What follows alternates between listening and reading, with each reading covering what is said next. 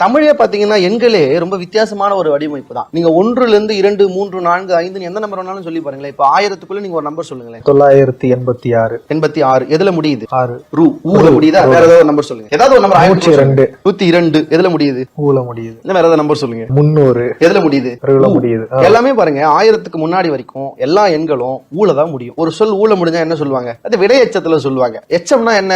அது முடியலன்னு அர்த்தம். எண்களுக்கு முடிவு இருக்கா? எண்களுக்கு முடிவில்லை என்பதால் தமிழில் எண்கள் கூட எச்சத்திலேயே இருந்தது. 1, 2, 3, 4 இருந்து நீங்க 1000 மட்டும் ஏன் இல்லைன்னா நம்ம தமிழ் மரபுல 1000ங்கிறது ஒரு கம்ப்ளீஷன், டெம்பரரி கம்ப்ளீஷன். திரும்ப 1001, 1002 வரும். சோ அப்ப எண்களுடைய பேரிலேயே இந்த எண்களுக்கு முடிவில்லை, இன்ஃபினிட்டி என்பதை சொல்ற சிறப்பு வந்து தமிழ்ல சொல்லாம சொல்ற ஒரு விஷயம். தமிழ்ல இருக்க மாதிரி வேற லாங்குவேஜ்ல இருக்கான்னு சொல்ல முடியும். அப்படிதான் நான் சொன்னேன். இன்னொன்னு 8யும் 10யும் கூட்டினா 80, 7யும் 10யும் கூட்டினா 70, ஆனா 9யும் 10யும் கூட்டினா 90 அப்படின்னு சொல்றாங்க.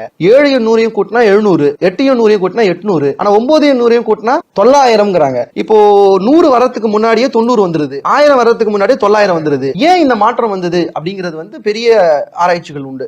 தொல்காப்பியரோ நன்னூலோ இதுக்கு ஒரு விதி சொல்லுது. இது எப்படி மாறுச்சு இப்படி அப்படின்னு ஒரு விதி சொல்லுது. அதை நம்ம ஏற்றுக்கொள்ள வேண்டிய ஒண்ணு. ஆனா திருவருட்பிரகாச வள்ளலார் அதுக்கு ஒரு சூப்பரான ஒரு விளக்கம் கொடுத்தார். என்னன்னா இந்த 9ன்னு இருக்கு பாருங்க, அதுவே முதல்ல வித்தியாசமானதுதான்.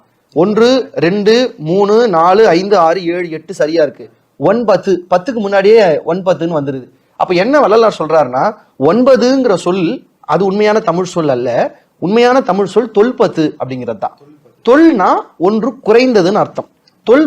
ஒன்று குறைந்தது 9. அப்ப அதே ஃபார்மேட்டை தான் எல்லா எண்களுக்கும் பயன்படுத்துறாங்க.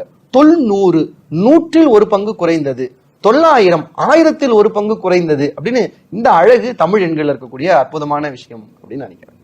அதே மாதிரி இந்த காலமேக புலவர் சொன்ன பாருங்க, நான் ரீசெண்டா கூட ஒரு பேட்டியில சொல்லியிருந்தேன், ரொம்ப ரசிச்சாங்க அதை. காலமேக புலவர் இந்த எண்களை வச்சு ஒரு விளையாட்டா ஒரு பாட்டு சொல்லியிருப்பாரு, ஒரு புதிர் மாதிரி. ஏன்னா அவங்களுக்கு என்ன சொல்லியிருக்கேன், காலமேக புலவர் பாடல் எல்லாமே புதிராதான் இருக்கும் அப்படின்ட்டு. அவர் என்ன வச்சு ஒரு புதிர் போடுறார். என்னன்னு, பூனைக்கு 6 கால், புள்ளினத்திற்கு 9 கால், யானைக்கு கால் 17 ஆனதே மானை கீழ் அப்படின்னு ஒரு புதிர் போட்டு எழுதினார். நம்ம சடார்னு பார்த்தோம்னா பூனைக்கு எப்படி 6 கால் வரும், புள்ளினத்துக்கு எப்படி, புள்ளினம்னா பறவை, பறவைக்கு எப்படி 9 கால் வரும், யானைக்கு எப்படி 17 16 கால் வரும், இது நமக்கு கன்ஃபியூஷனா இருக்கும். ஆனா இது வந்து தமிழுடைய எண் விளையாட்டை வந்து காலமேகர் செஞ்சிருப்பாரு. நீங்க ரொம்ப உள்ள போனீங்கன்னா அவர் வேற விளக்கம் சொல்றாரு. பூனைக்கு அப்படின்னா பூனை இல்ல, பூநக்கி, பூவை நக்குகிற வண்டுக்கு 6 கால்.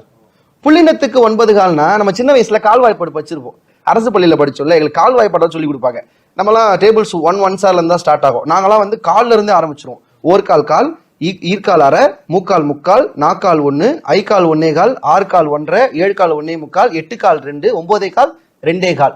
புள்ளினத்துக்கு 9 கால், 9 கால் 2 கால். பறவைக்கு எத்தனை கால்? 2 கால். அப்புறம் யானைக்கு எத்தனை கால்? கால் 17 ஆனதுங்கிறார். 17 கால் 4 கால். யானைக்கு எத்தனை கால்? 4 கால். கரெக்டா தானப்பா சொல்றேன் அப்படின்னு இந்த மாதிரி புதிரான பாடல்கள் எல்லாம் தமிழ்ல என்ன வச்சு காலமேக புலவர் செஞ்சு